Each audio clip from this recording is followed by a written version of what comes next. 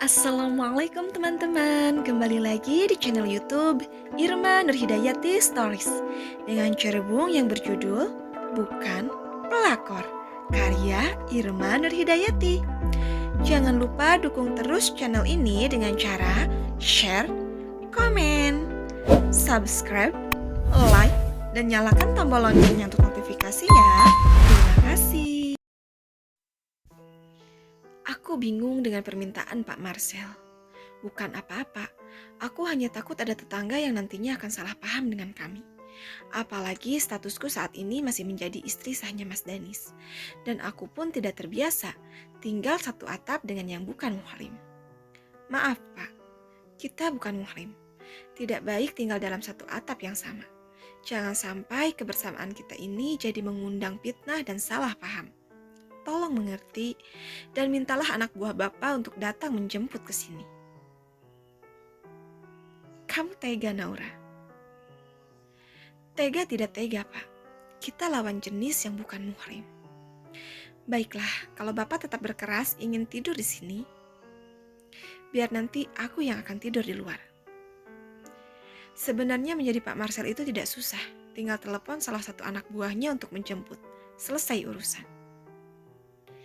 Hanya saja lelaki itu terlalu banyak alasan agar tetap bisa kubiarkan berada di kontrakanku ini. Aku sedang malas berdebat. Kalau memang dia tidak mau pulang, terpaksa aku yang harus cari penginapan lain di luar. Pak Marcel memang egois. Seharusnya dari awal mengenal, aku sudah menjaga jarak dengan lelaki itu. Pak Marcel mengeluarkan ponselnya. Lelaki itu seperti sedang menelpon seseorang. Syukurlah, mungkin ia tengah menelpon anak buahnya untuk menjemput. Ramzi tidak bisa menjemput.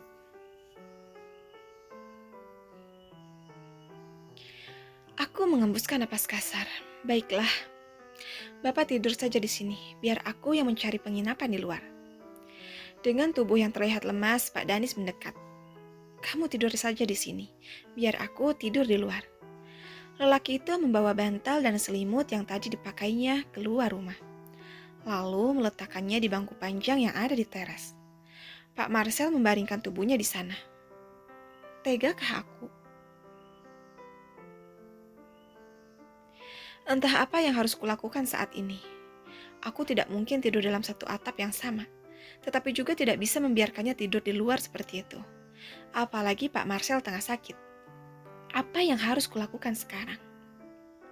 Aku menggigit bibir bawah, bingung antara tega dan tidak tega. Coba saja kalau Pak Marcel tadi tidak hujan-hujanan, ceritanya mungkin tidak akan seperti ini. Tak ingin pusing dengan pikiranku sendiri, akhirnya kuputuskan untuk berbaring di kamar. Kenapa juga? Aku harus memikirkan Pak Marcel. Dia sendiri kok yang mencari penyakit. Entah berapa jam aku terlelap. Saat bangun, waktu sudah menunjukkan jam 3 dini hari.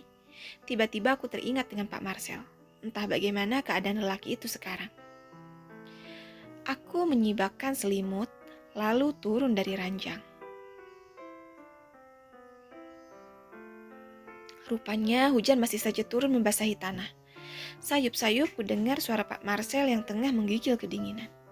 Benar saja, lelaki itu menggigil kedinginan. Pak Marcel menutupi seluruh tubuhnya dengan selimut. Demamnya pun semakin tinggi.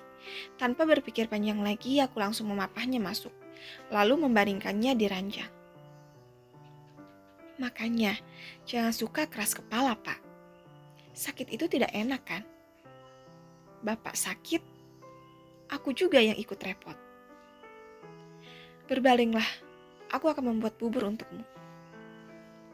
Aku beranjak dari duduk, berniat untuk membuatkan Pak Marcel bubur. Sepertinya dari kemarin siang perut lelaki itu belum terisi. CEO aneh itu memang hobi mencari penyakit. Jangan pergi, aku tidak butuh bubur, Nau. Aku hanya butuh kamu menemani di sini, ucap Pak Marcel seraya mencekal pergelangan tanganku. Lepaskan, Pak, kita bukan muhrim. Pak Marcel langsung melepaskan tangannya. Duduklah, jangan kemana-mana. Aku tak butuh apapun selain kamu, Nau.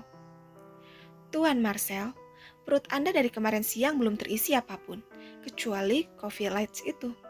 Mungkin Anda tidak butuh makanan, tetapi perut dan tubuh Anda membutuhkannya.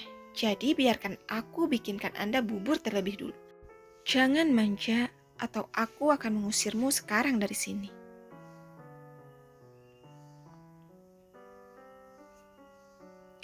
Baru tahu kalau kamu bisa galak seperti itu, Nau. Satu lagi kelebihanmu. Galak-galak juga masih terlihat manis, ucapnya seraya terkekeh. Aku mendelik kesal, demam tinggi saja masih bisa menggombal. Apalagi kalau sehat bugar. Entah kapan lelaki itu akan berhenti mengganggu. Andai saja aku memiliki cara untuk bisa lepas dari gangguan lelaki itu. Sayangnya dunia ini begitu sempit untuk seorang Marcel. Dengan uangnya dia bisa menemukan dan melacak siapapun yang diingini, walau ke lubang semut sekalipun.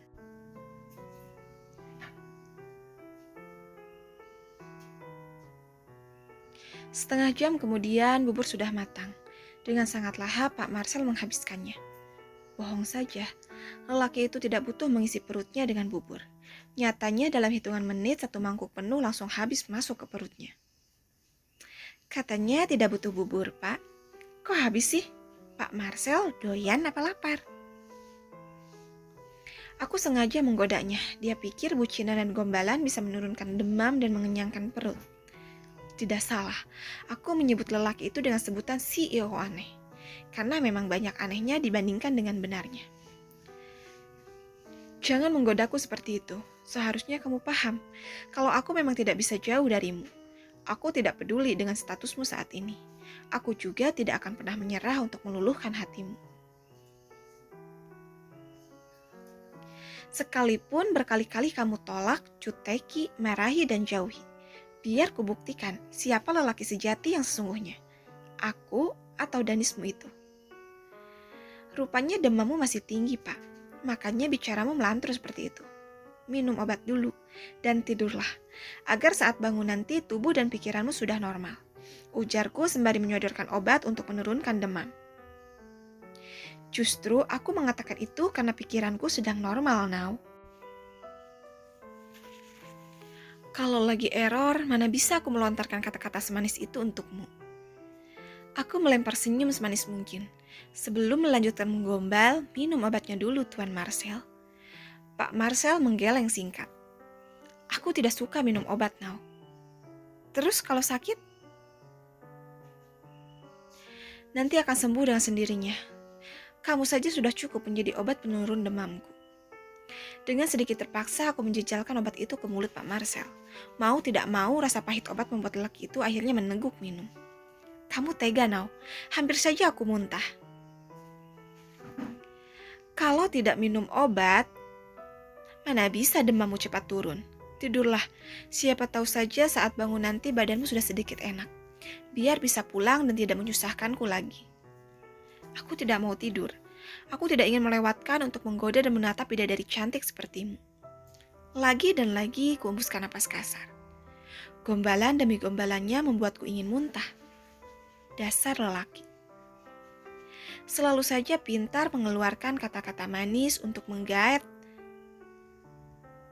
hati wanita. Sayangnya itu tidak akan mempan untukku. Beberapa tahun bersama Mas Danis membuatku hafal dengan sifat lelaki. Terkadang apa yang dikatakan tidak melulu sama dengan isi hatinya. Mas Danis. Bagaimana kabarnya sekarang? Apakah dia semakin baik tanpa ada aku di sampingnya?